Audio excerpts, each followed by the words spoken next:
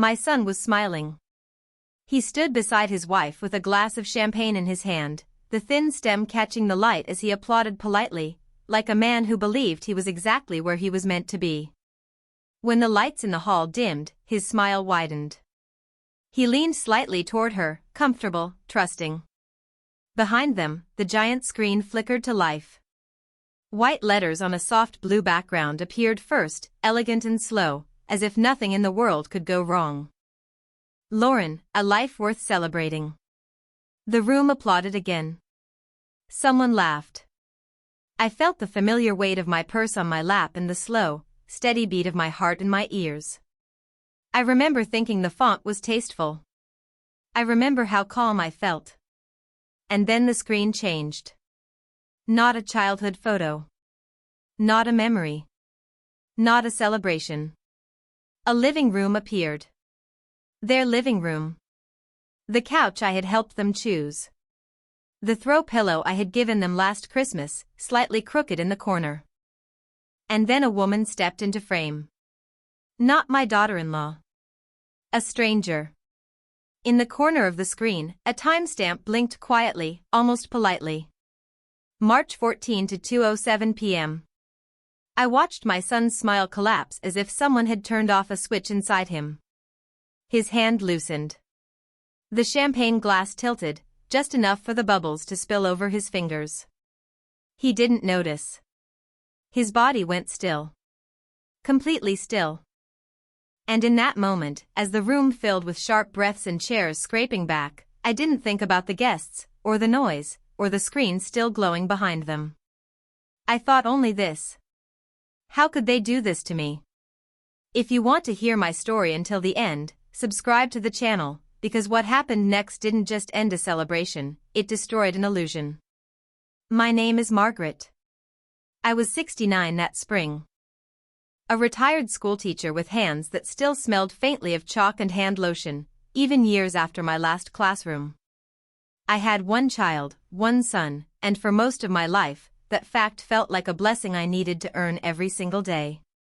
Ethan came late. I was 36 when I held him for the first time, exhausted and grateful and terrified of doing it wrong. His father didn't stay. There's no dramatic story there, only the slow leaving of a man who preferred quiet freedom to shared responsibility. So it was Ethan and me, and the kind of life you build when you don't have backup. I taught third grade in a brick school that always smelled of pencil shavings and wet wool in winter. I packed lunches, marked papers, stitched buttons back onto uniforms, and learned how to make a dollar stretch without making a child feel the stretch. I missed dinners out so he could play soccer. I wore the same coat for 10 years so his feet could grow into new shoes. People like to say, you must be so proud when your child turns out well. I was proud, yes. But pride wasn't the whole feeling. It was relief. Relief that he'd made it through. Relief that the long nights had mattered. When Ethan met Lauren, I wanted to believe my life was turning a page. Lauren was pretty in a clean, polished way, smooth hair, neat nails, the kind of smile that arrived exactly on time. She called me Margaret from the beginning, never Mrs. and never Mom. At first I told myself that was modern, that it meant she saw me as an equal. At their wedding, I sat in the second row and watched her take his hand like it was something she'd finally earned. Ethan looked at her as if she were a sunrise, bright, unquestioned, the center of the day. I cried quietly into a napkin and told myself, this is good. He is safe. He is loved. I can finally breathe. After the honeymoon, the calls grew shorter. Not cruel, not obvious. Just thinner. Busy week, Mom. Lauren has plans. We'll see. I kept my tone light, because a mother learns early that neediness can sound like guilt, and guilt can push a person away. I still showed up. I brought casseroles when Lauren said she was tired. I watched their dog when they traveled. I watered their plants, folded their laundry if it was in the basket, wiped the counters without thinking. It wasn't charity. It was habit. When you've spent decades caring for someone, You don't stop simply because they put a ring on a finger. Lauren thanked me at first, always with the same phrase. You're a lifesaver. She said it brightly, like a line she'd practiced. Then, over time, she said it less. My help became expected, like the mail arriving or the trash being taken out. And I kept telling myself it was normal. Young couples build their own world. Mothers step back. That's what I told myself while I stood on the outside of my son's new life, smiling so nobody would see the small ache underneath. By the time the invitations stopped coming altogether, I had trained myself not to ask why. I had trained myself to accept whatever was offered, an occasional dinner, a late reply, a quick hug at the door, like crumbs were still a kind of bread. So when Lauren announced she was having a big birthday party, 40, she said, a real milestone, I was surprised to be included. Ethan called me himself. Mom, it'll be nice. She wants everyone together. I remember washing my good scarf that afternoon, the lavender soap blooming in the sink, and thinking, maybe this is the reset. Maybe I imagined the distance. I had no idea that the night meant to celebrate her life would end up exposing mine. I didn't resent any of it, not at first. I had a small pension, a tidy apartment, and routines that kept me steady, tea at 7, the same mug with a faded robin on it, the radio low. I had a few friends, a monthly lunch, a book club that kept my weeks from folding in on themselves. But Ethan was the thread that held my life together. When he and Lauren bought their first home, I gave them 12,000 euros from my savings, my 4 emergencies money, because he looked so hopeful standing in that empty living room. Lauren hugged me, quick and light, and said, we'll make it up to you. After that came little asks. Could I cover the dog's vet bill? Could I put the groceries on my card and they'd transfer it later? Each one sounded temporary. So when the invitation to her birthday arrived, glittery graphics, cocktail attire, I was surprised to be included. It mentioned a video montage and asked everyone to be seated by 7:45. I printed it and set it on my kitchen table, smoothing the paper flat. I stared at Lauren's name in bold letters and told myself I was lucky. And if I'm honest, I told myself one more thing, if I showed up and smiled wide enough, maybe I could earn my place back. I even practiced a short toast in the mirror that afternoon, twice too. Standing in that hall, while the screen continued to glow and the air felt heavier with every passing second, a memory rose in me with painful clarity. It wasn't dramatic. It didn't arrive with sound or color. It arrived the way truth often does, quietly, insistently, refusing to be pushed back down. It was an ordinary afternoon, months before the party. I had come by because Lauren said Ethan wasn't feeling well. I remember the small details more than the reason, the low hum of the dishwasher, the faint smell of lemon cleaner, the way sunlight fell across the kitchen floor in a clean rectangle. Nothing about that moment warned me that it would matter later.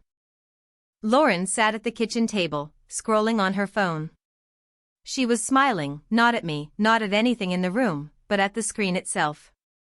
I set the soup into the refrigerator and dried my hands slowly, deliberately, as if I had nowhere else to be. She looked up and said, casually, Ethan trusts me completely. He never checks anything. There was no edge to her voice. No secrecy. No shame. She said it the way someone might say, he sleeps through the night, or he hates mushrooms. A simple fact. I nodded. I even smiled. That's good, I said. Trust matters. She went right back to her phone. At the time, I didn't feel alarmed. I didn't feel threatened. I felt relieved. Relieved that my son was happy. Relieved that I didn't need to worry. I had spent so many years worrying that I welcomed the chance to rest. But standing in that hall, the sentence returned with a different weight. The words rearranged themselves, sharpening as they settled. He never checks anything. I began to see how many moments I had quietly explained away. Lauren always handled the bills. Ethan always said, she's better with numbers. When I asked about plans or finances, Lauren answered quickly, confidently, as if the subject were already closed. When holidays came, plans changed without discussion. Sometimes I was told late. Sometimes not at all. "We didn't want to overwhelm you," she said once, smiling. I thanked her for being considerate, even as I felt myself being gently removed from the picture. She suggested, kindly, that I stop stopping by unless invited. "We're building our own routines," she said, touching my arm. I apologized immediately, though I had always called ahead. I told myself this was healthy distance. Modern boundaries. The kind of thing wise mothers respected. Once, while folding laundry in the guest room, I noticed a folder open on the desk. I wasn't looking for anything. But the word accounts stood out, printed boldly at the top of the page. I closed the folder without reading further and felt embarrassed, as if noticing had been a violation. That was how it went. Notice. Minimize. Move on. Lauren was never cruel. That was the hardest part. She was polite. Calm. Always reasonable. She didn't push me out, she edged me out, inch by inch, until I was standing so far away I almost believed I had moved there on my own. I noticed how often she angled her phone away from Ethan. How quickly the screen locked when he entered the room. How she spoke for him instead of with him. How decisions were already made by the time he learned about them. I said nothing. I told myself peace was more important than questions. That silence preserved harmony. That love sometimes meant choosing not to look too closely. So when that sentence echoed back to me in the glow of the birthday screen, I finally understood what it had been. Not pride. Not reassurance. A warning. She had told me exactly who she was, at the moment she believed I was powerless to do anything about it. And as my son stood frozen while the truth continued to play behind him, I realized the most painful part wasn't that I had been deceived. It was that I had trained myself, for years, not to trust what I saw. Until the truth could no longer be ignored. After that afternoon in the kitchen, nothing collapsed all at once. There was no confrontation, no raised voices, no single moment I could point to and say, "This is where it broke." What happened instead was quieter, slower. Like water wearing down stone. I was still there, still present in their lives, but only in ways that were useful. I became a convenience. Lauren called when she needed something handled. Could I watch the dog for the weekend? Could I receive a delivery while they were at work? Could I pay for something now and be reimbursed later? The reimbursements came eventually, though never urgently. I agreed each time, because refusing felt like creating tension, and tension felt like failure. What changed was how invisible I became. My opinions were no longer requested. When I offered them anyway, they landed softly and disappeared. Lauren would smile and say, "We've already decided," as if the matter were settled long before my words arrived. Ethan rarely disagreed. He looked relieved when decisions were taken out of his hands. I noticed how Lauren spoke about their life as something she managed alone. Calendars, schedules, finances, plans. Everything was controlled, accounted for, efficient. When I asked Ethan how he felt about work or money, Lauren answered before he could. "He doesn't like worrying about details," she said. He smiled at that. Trusted it. That trust should have frightened me more than it did. A few months before her birthday, they went away for a long weekend and asked me to look after the apartment. Lauren left a neat list taped to the refrigerator. Feed the dog at 6. Water the plants. Don't go into the office. The last line was underlined once. I had no intention of going in there. I respected boundaries. I always had. But the dog wandered ahead of me, nails clicking on the floor, and slipped through the half-open door before I could stop him. I followed without thinking, calling his name softly. That was when I saw it. A small black camera on the desk. Not hidden. Not covered. Just there, angled toward the room. I told myself it was for security. People used cameras now. I told myself to stay calm. Then I noticed the laptop beside it, open, a video paused mid-frame. Their couch. A woman I didn't recognize. And Lauren's voice, sharp and amused, coming from the speakers before I reached forward and closed the laptop in a reflex I still don't fully understand. My heart was pounding so hard I felt it in my throat. I stood there longer than I should have, keys digging into my palm, the dog sitting patiently beside me. I told myself there had to be an explanation. That context mattered. That this was none of my business. I left the room. I locked the door behind me. I watered the plants and fed the dog and went home. But something in me had shifted. I slept poorly after that. When I woke in the night, my mind replayed what I'd seen, what I'd heard. I checked my bank app more often. I noticed transfers I had never questioned before. Small amounts. Careful amounts. The kind designed not to raise alarms. When I asked Ethan about money, carefully, gently, he laughed it off. "Lauren's handling all that," he said. "It's easier." That was when I understood something I hadn't allowed myself to name before. He wasn't just trusting her. He was hiding inside that trust. After that, Lauren began including me more, not less. She talked to me about her plans, her stress, her frustrations. She complained about Ethan in small, cutting ways. He wouldn't cope without me. He doesn't notice details. He needs someone strong. I listened. I said little. One evening, she handed me a flash drive. "It's the video for my birthday," she said, smiling. "I trust you. Just make sure it plays properly." It felt light in my hand. Ordinary. Innocent. That night, alone in my apartment, I plugged it into my laptop. I watched everything. The planning. The laughter. The contempt. The certainty that no one was watching closely enough to stop her. I didn't cry. I didn't panic. I didn't call my son. I closed the laptop, wrapped the flash drive back into its sleeve, and sat very still at my kitchen table, the same mug in my hands, the clock ticking loudly on the wall. I made my decision then. Quietly. Clearly.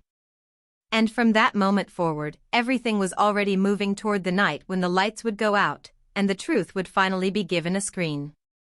The applause was still fading when the video stopped pretending. At first, it had been exactly what everyone expected. Soft music. Carefully chosen photographs. Lauren as a child, Lauren on beaches, Lauren smiling beside Ethan, always centered, always radiant. Guests relaxed into their seats. Glasses were lifted. Someone behind me whispered how beautifully it was done. My son was still smiling then. He stood close to her, his hand hovering just behind her back, not quite touching, the way he always did in public. Protective. Present. Proud. He looked like a man who believed his life made sense, who believed the work he put into loving someone had built something solid. Then the screen changed. Not a fade. Not a transition. Just a cut. Their living room filled the wall behind them, ordinary and unfiltered. The couch we had chosen together. The lamp with the yellow shade that made everything look warmer than it was. The rug slightly crooked. And the throw pillow I had given them for Christmas, now shoved into a corner as if it were in the way. A woman walked into frame. Not Lauren. She moved without hesitation, without caution. She laughed as she dropped her purse onto the couch and sat down, crossing her legs as if the space belonged to her. She didn't look at the camera. She didn't need to. I felt my shoulders tighten. My fingers curled around the strap of my purse. In the corner of the screen, small white numbers appeared. March 14 to 2:07 p.m. A Tuesday. I remembered because Ethan had called me that morning on his way to work. We talked about nothing important. Weather. Groceries. Whether I might come over that weekend. Ordinary words, spoken by a man who believed his home was safe. I watched his face as the meaning reached him. His smile didn't shatter. It drained away, slowly, like color leaving a photograph. His hand slackened. Champagne spilled over the rim of the glass, ran down his fingers, darkened the cuff of his shirt, pooled at his feet. He didn't notice. Lauren's body went rigid. Then her voice filled the room. Clear. Confident. Untouched by fear. I just need to be patient, she said, laughing softly. Everything's already set. I'll wait for the right moment, and then I'll leave with half. No music covered it. No editing softened it. Someone near the front inhaled sharply. Metal clinked against porcelain. A chair creaked as someone shifted, suddenly unsure where to look. On the screen, Lauren leaned back into the couch, relaxed, amused by her own cleverness. He never checks anything, she said. He trusts me completely. The silence that followed was heavy, physical. The kind that presses against your ears. The projector hummed. The air conditioner rattled faintly. Nothing else moved. My son didn't turn toward her. He stared at the screen as if watching something sink beneath water, his mind trying to keep up with what his eyes already knew. His shoulders rose, not in anger, but in shock, like a man bracing against cold. Lauren finally reached for him. Ethan, she whispered, her voice thinner now, stretched. This isn't what it looks like. He stepped away. Just one step. Calm. Measured. Enough to create space. That was when the room began to break apart. Chairs scraped back. Guests stood, murmuring apologies that weren't meant for anyone in particular. A few people rushed toward the exit, faces tight with discomfort, unwilling to witness what had turned irrevocably real. Others stayed frozen, eyes flicking between the couple and the screen. The video kept playing. Different days. Different times. The same tone. Plans spoken aloud. Contempt wrapped in laughter. Certainty delivered with ease. Each timestamp appeared like a quiet hammer striking truth into place. Lauren cried then. Loudly. She said it was a joke. That it was taken out of context. That someone had edited it. That she was being misunderstood. No one answered. Ethan finally turned his head, not toward her, but back to the screen. He watched until something in his expression settled, not into rage, but into understanding. The kind that doesn't ask questions anymore. I stayed seated. I didn't fold my hands. I didn't look away. I felt the cool metal of my keys against my palm and the steady rhythm of my breath. I felt sadness, but not regret.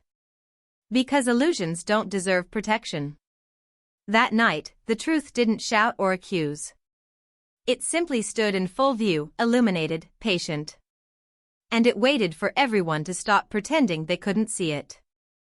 I knew before that night. Not in the clean, cinematic way people imagine, one discovery, one decision, one brave confrontation. I knew the way older women often know things, in quiet pieces, in patterns, in the pause after a sentence, in the way a room feels after someone leaves it. I knew the first time my son said, "Lauren handles it," and his voice carried relief instead of partnership. I knew the day I saw that folder on their desk with the word accounts printed across the top, and I felt a strange embarrassment for noticing. As if looking at the edges of someone's life was the same as trespassing. And I knew the afternoon the office door was open a crack and the dog slipped inside ahead of me, as if he'd been invited. That was the moment the air changed. The office didn't smell like the rest of the house. It had that faint, dusty scent of paper and warm electronics. The blinds were half closed, and light striped the carpet. On the desk sat a small black camera, simple, neat, pointed into the room with the calm certainty of something that had been used before. I told myself it was harmless. People used cameras. People watched their pets while they traveled. People liked security. But the laptop was open. And a video was paused mid-frame. Their couch. A woman I didn't recognize, laughing like she belonged there. Then Lauren's voice came through the speakers, low, amused, too comfortable with itself. I didn't listen long. My hand moved before my mind caught up. I closed the laptop as if the hinge could shut my eyes too. My fingers trembled afterward, and I hated that they did. I hated that my body reacted before I allowed myself to name what I had seen. I locked the office door behind me and finished my tasks like a person playing a role. Watered the plants. Fed the dog. Wiped the counter. Checked the windows. Ordinary motions, performed carefully, because I didn't want to leave behind evidence of my own unease. When I got home, I sat at my kitchen table and stared at the surface like it might tell me what to do. The refrigerator hummed. My wall clock ticked, loud enough to feel like a question. I made tea and let it cool untouched. For 3 nights, I slept in pieces. My mind kept returning to details I couldn't explain away, the camera, positioned with intention. The paused frame, chosen from many. Lauren's voice, not surprised to be recorded, but familiar with it. The ease of her laughter.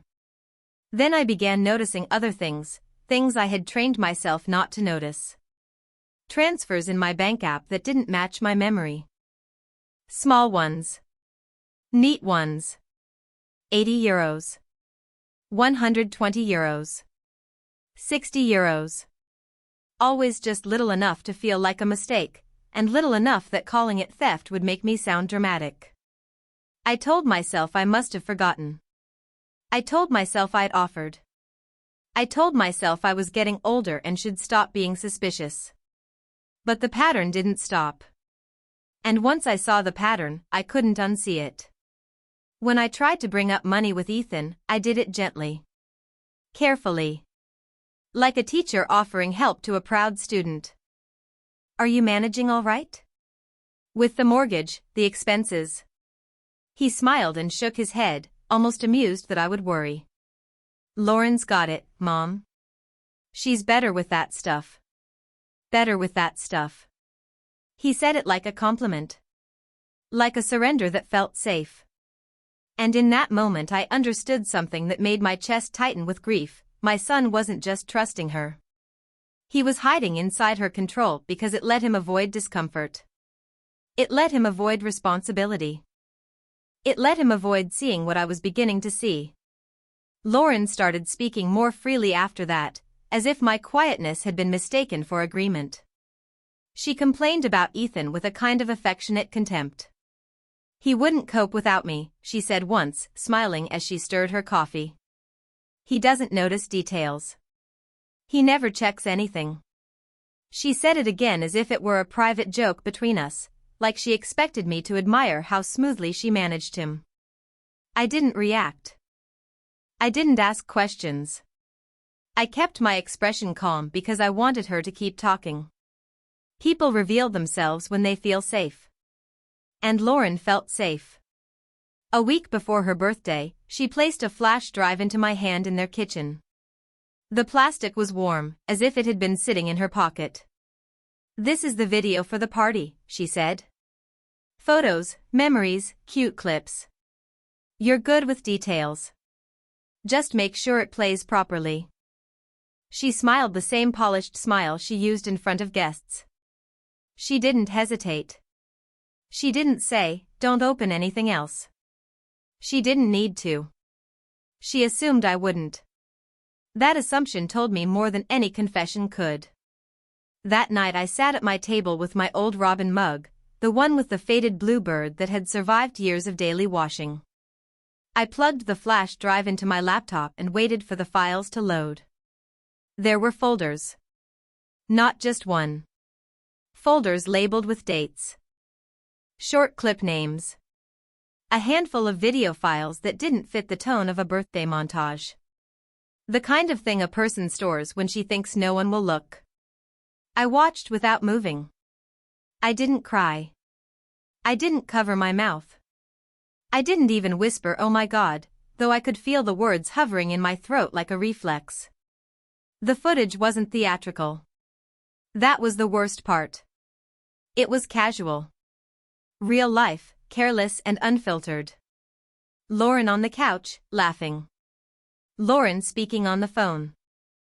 Lauren talking about timing, about money, about half, as if marriage were simply a contract she planned to cash out when the numbers looked right. And then, in one clip, she said something that made the room feel suddenly smaller. "I'll wait for the right moment," she laughed. "Then I'll leave with half." Half. My son's savings. My son's home. The future he thought he was building. Half of a life she didn't respect. I sat in the dark with the screen lighting my hands and felt something settle inside me, something quiet and firm. Clarity. Not rage. Not panic. Clarity. Because there are moments when you stop asking, "Is this real?" and start asking, "What will I do with what I know?" I didn't copy the files. I didn't edit anything. I didn't need to. I understood immediately that the truth didn't require my creativity. It required my restraint.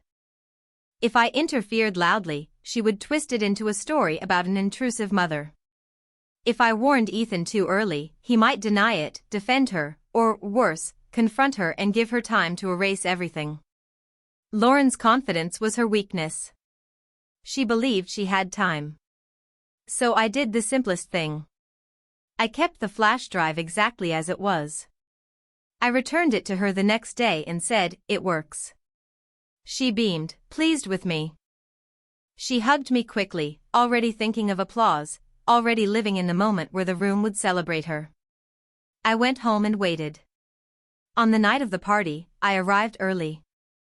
I sat where my place card told me to sit. I smiled at the guests. I folded my hands on my lap. My heart beat steadily, not because I was fearless, but because I had already made my decision. When the lights dimmed and the screen warmed up, I did not look at Lauren. I looked at my son. And when the truth finally filled that room, I didn't expose her. I let her expose herself. That is what people misunderstand about moments like this. They think it's revenge.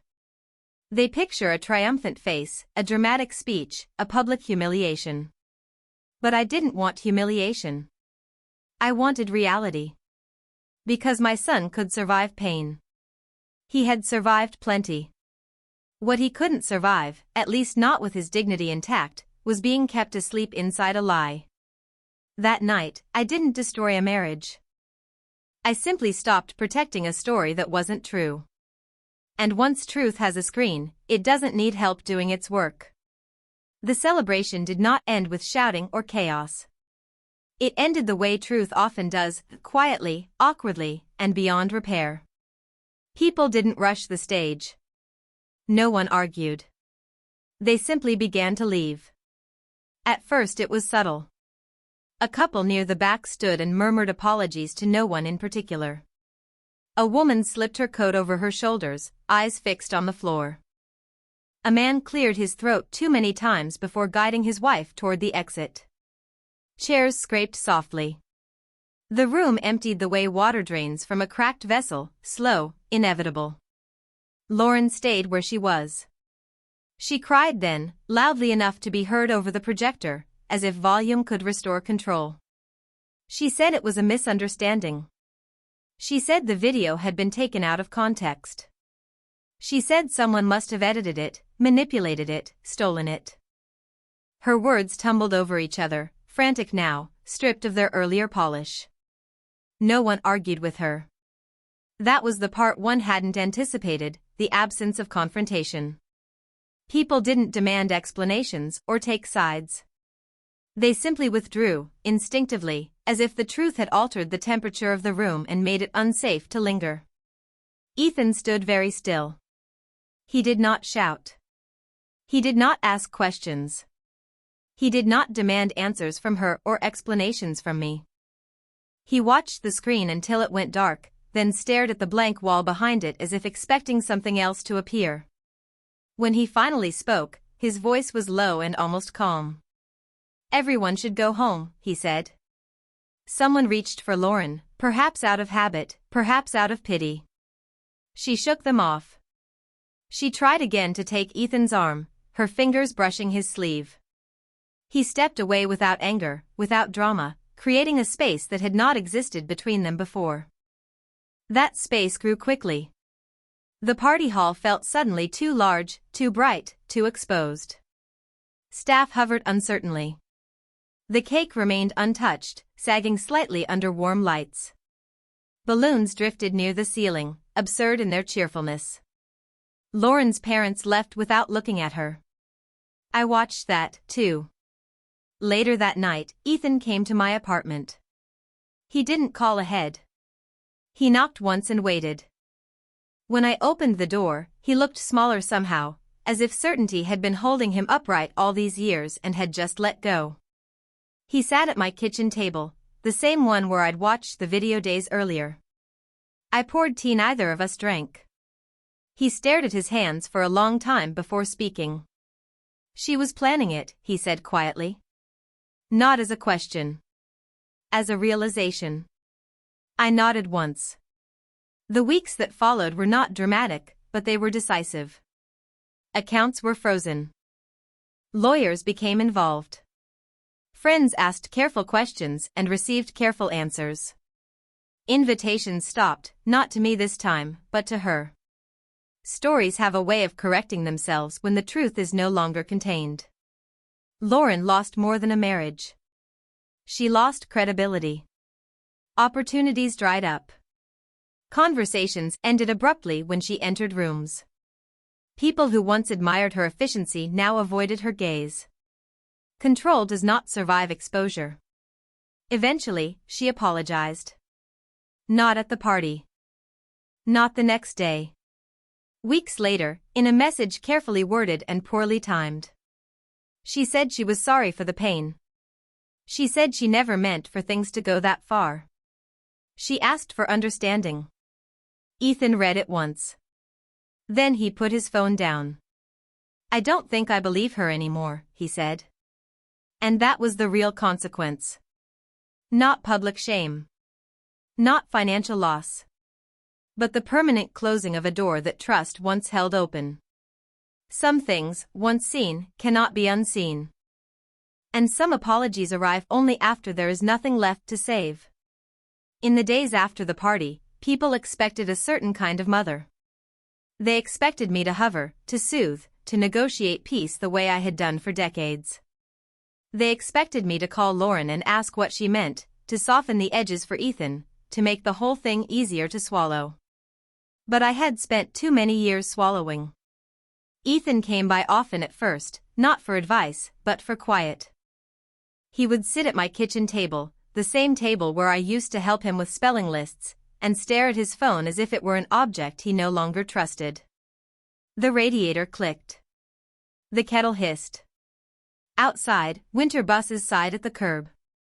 Our apartment smelled of tea and the orange peels I dried by the window. Sometimes he asked a question and then shook his head before I could answer. "How did I miss it?" he whispered once, fingertips pressed to his forehead. I didn't tell him he hadn't missed it. I didn't tell him he had been trained to look away, praised for being easy, rewarded for not making waves. I simply said, "You're seeing it now." That was the only comfort I could offer that felt honest. Lauren tried to reach me before she reached him. She left a voicemail in a voice I barely recognized, small, careful, pleading. She said she wanted to explain. She said she never meant to hurt anyone. She said families should stick together. Then, as if it were a charm she could rub between her fingers, she said my name again and again. "Margaret, please. Margaret. Please." I listened once. I did not call back. The next message arrived as a text, sent at 11:43 p.m., as if darkness might make me softer. "You ruined my life. You had no right. He would have forgiven me. I stared at the screen until the letters stopped looking like words and started looking like what they were, a confession that she still believed my son existed to forgive, and I existed to tidy the mess afterward. That night I made a small, practical list. I wrote it in my teacher's handwriting on a lined notepad, the kind I used to keep in my desk drawer for lesson plans. Change my banking passwords. Remove shared access. Cancel the automatic payments I had agreed to temporarily. Update my will. Return my spare key. It wasn't dramatic. It was paperwork. It was boundaries made visible. The next morning I went to my bank with my scarf wrapped tight against the wind. The glass doors whooshed open, warm air smelling of carpet and printer ink. I sat across from a woman with kind eyes who spoke gently and asked me twice if I was sure. I told her yes. I watched her hands as she typed, and with every click of her keyboard I felt something inside me unclench. After that, I stood at the counter and asked for printed statements, months of them. The pages were warm when they slid into my hands. I took them home, spread them across my table, and marked every transfer I didn't recognize with a red pen. Lines. Circles. Dates. Amounts. It looked like grading again, except the subject was my own life. I called the utility companies and ended the payments that had been running through my account. It was just until we got settled, Ethan had said. Settled had turned into assumed. When the final confirmation emails arrived, I filed them in a folder labeled simply, me. In the afternoon, I called my solicitor. I hadn't spoken to him in years. My voice sounded steady even to me. I arranged an appointment and brought a folder of documents, the way I used to bring stacks of exams to school. He offered sympathy. I waved it away. What I wanted was structure. When Ethan asked what I was doing, I told him the truth. I'm protecting myself, I said. And I'm not apologizing for it. He looked surprised, then ashamed, then relieved. Relief is a complicated thing. It can arrive late and still be real. He reached for my hand once, awkwardly, the way he had when he was small and didn't know how to say he was scared. I didn't know you were still paying for things, he said. I didn't make it your burden, I answered. That was my mistake. I didn't scream. I didn't demand he choose between us. I didn't punish him for trusting the wrong person. I simply made my own life harder to exploit. I locked my door at night and did not feel guilty for it. Forgiveness, I learned, is not a requirement. Sometimes it is just another way to hand someone the keys again. Sometimes it is a ribbon tied around the same old pattern. So I chose myself. I chose calm, clean decisions over emotional bargaining. I chose facts over stories. I chose the quiet dignity of closing a door and locking it. And for the first time in a long time, I slept through the night. The next week I walked to their house in daylight, placed the spare key in an envelope, and slid it through their letter slot. My hands didn't shake. The metal made a small, final sound against the wood, and I kept walking without looking back. It felt clean, not cruel. A week after the party, I walked to the community center 2 streets from my apartment and signed up for a watercolor class. It sounds small, almost silly, but it was the first thing I chose without checking whether it pleased anyone else. The room smelled of paper and damp paint. The instructor handed me a brush and said, "Just try." My hand trembled once, then steadied. Ethan called less often after the first storm passed. Not because he didn't care, but because he was learning to stand without leaning.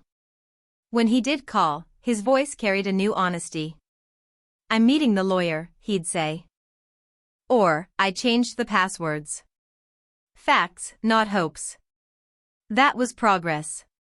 Lauren disappeared from our lives in stages. First the frantic messages, then the quiet ones, then none at all. She tried, at the end, to rewrite the story, telling people she'd been pushed, that she'd been humiliated, that I'd turned Ethan against her. But stories don't hold when the evidence is clear. Timestamps don't argue. Bank records don't soften. Some evenings, I still reached for my phone out of habit, expecting a family group chat that no longer existed. The loss wasn't only of her, it was of the version of my son's life I'd pictured for him. I mourned that illusion the way you mourn a house you thought you'd live in forever. But I also felt something else, quietly, underneath the grief, relief. Because for years I had been shrinking to keep peace. I had been paying, helping, adjusting, swallowing my words so no one could accuse me of being difficult. And all that careful silence hadn't saved anything. It had only made me easier to use. Now my days were mine again. I drank my tea from my robin mug and listened to the radio without rushing. I walked to the market and chose flowers just because their scent made me feel awake. I volunteered twice a week at the library, shelving books and chatting with people who didn't expect anything from me except a simple hello. Ethan came by one Sunday and looked around my kitchen as if seeing it for the first time. "You seem lighter," he said. "I am," I told him. "Not because it was painless. Because it's honest." He nodded slowly, then said the words I'd waited years to hear, not as a reward, but as recognition. "I'm sorry, Mom. For how much I let you carry." I didn't rush to comfort him. I didn't dismiss it. I let it stand between us, true and plain. "Thank you," I said. "That's enough. If you're listening to this and you feel underestimated, ignored, or used, remember, being quiet doesn't mean you are powerless. It only means you haven't used your voice yet. The truth can break an illusion, yes, but it can also free a life. If this touched a nerve, you belong here. Subscribe to hear truths where silence becomes strength. And tonight, wherever you are, may you choose yourself with calm hands and a steady heart. I didn't win a battle, I just stopped losing myself, one quiet choice at a time, mine now.